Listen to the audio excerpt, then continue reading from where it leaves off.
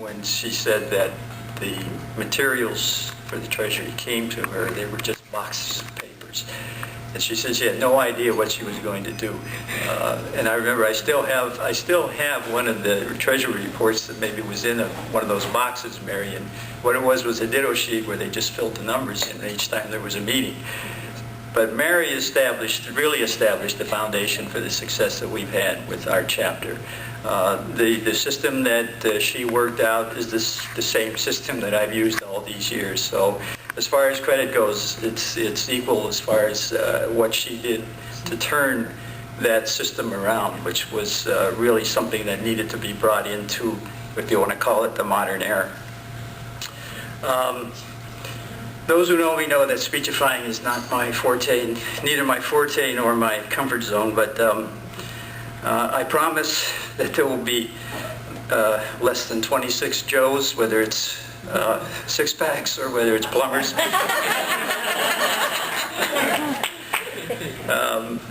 I also need to express my appreciation to Anne Rang for the nomination, for placing my name in nomination, and all those that provided the support. And just to mention, Conrad Rang was one of those that provided support, and I want Ann to know that Conrad really has another calling. He likes to, he's a chef, he likes to bake, he likes to cook, and Ann brought scones this morning, and if you want to have a good scone, just have Conrad bake one for you. That was great. We appreciate it. I know every year you hear when people come up for this award how humbled they are to receive it, but truly that's the way it is, and I'm sure that other recipients have done the same thing. As soon as you hear that you're going to receive this award, you start to look back on the people that have received it. And when you look back over the recent recipients, Dr. Roseanne Silberman, Dr. Rona Shaw, Carl Augusto, Dr. Eugene McMahon, Nancy D. Miller last year, and Carolyn mentioned Dr. Emily Leyenberger-Fohl a few years ago also. These are all major contributors, and you are concerned that you could ever measure up to the accomplishments that they've attained over the years. I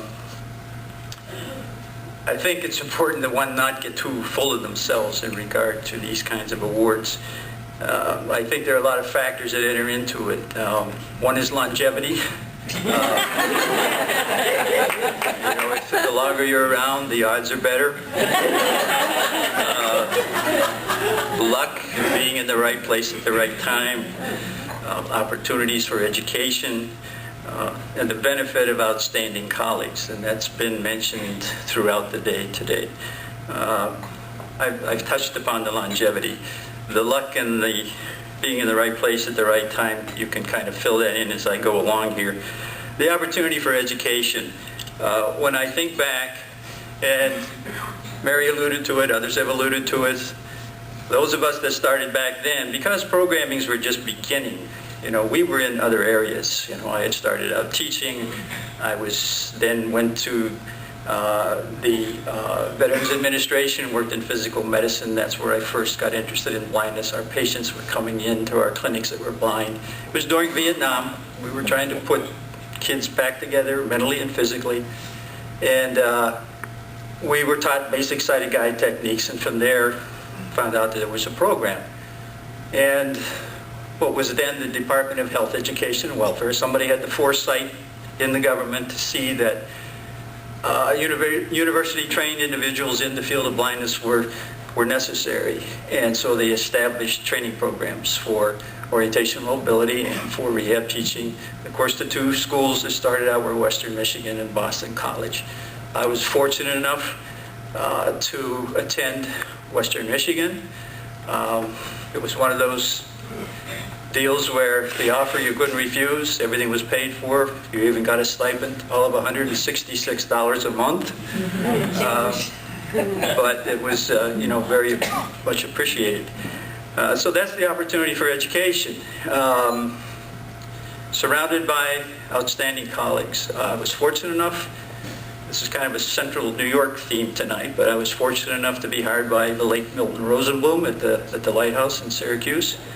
There were other directors in the area, Conrad Rang, Don Legitimacy, who were also committed to university-trained programs. Not all agencies were.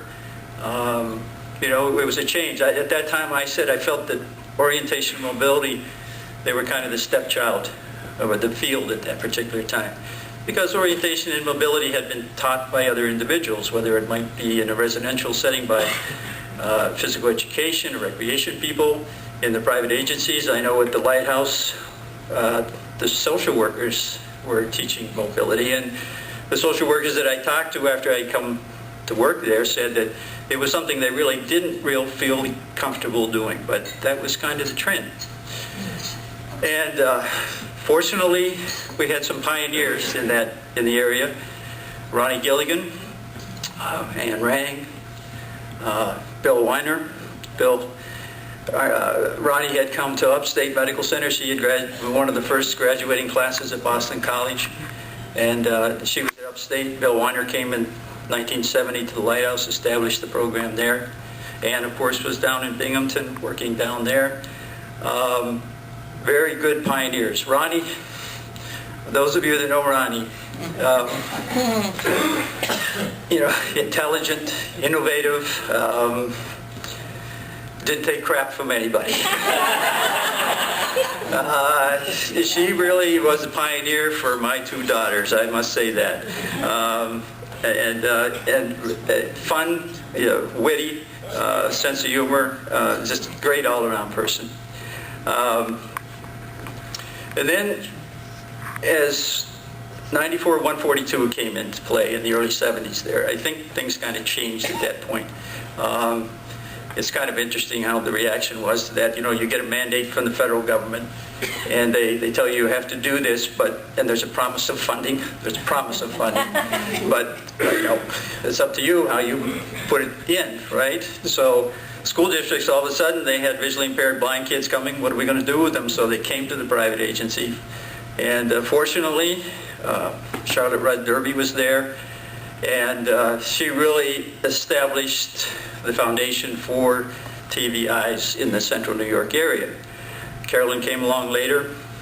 Donna Richards in North Syracuse was hired. Some of the districts started to hire individual because they had so many kids.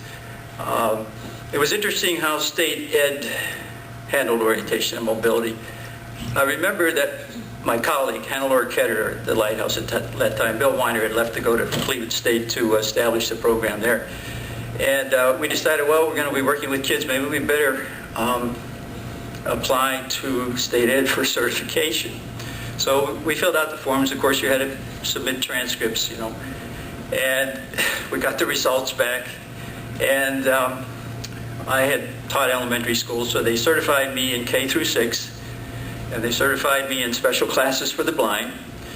And Hannelore was turned down. And she inquired as to why she was turned down. And they said, well, they had looked at her transcript, and she had not had a Braille course. I was fortunate enough to have a limited grade 1 Braille course, so I could make Braille maps, and that's what got me the certification in special classes for the blind. So, no pun intended, special ed was kind of in the dark as far as orientation and mobility was concerned. As time went on, then we had those individuals coming out of the university programs with multiple certifications. In Liverpool, Suzanne Mullen was hired. Suzanne was duly certified, TVI and orientation mobility. Laura Nicolai came to the Lighthouse. She was certified in 3 areas, and on and on. Excuse me, Deb Cleary was came in a few years later, and since then the program has just continued to roll, as Carolyn has alluded to. So the colleagues around you are contributed to your success. I always talk about the analogy, you know, the baseball analogy. You know, you have this young player that comes up, he becomes a star on a team, he plays 3 or 4 years, and he becomes a free agent, and he can go out and go to the highest bidder. He signs, he goes to another team, all of a sudden he doesn't play as well. And sometimes these players don't consider the fact that maybe their success of the former team was dependent on the players that were around them that contributed to their success.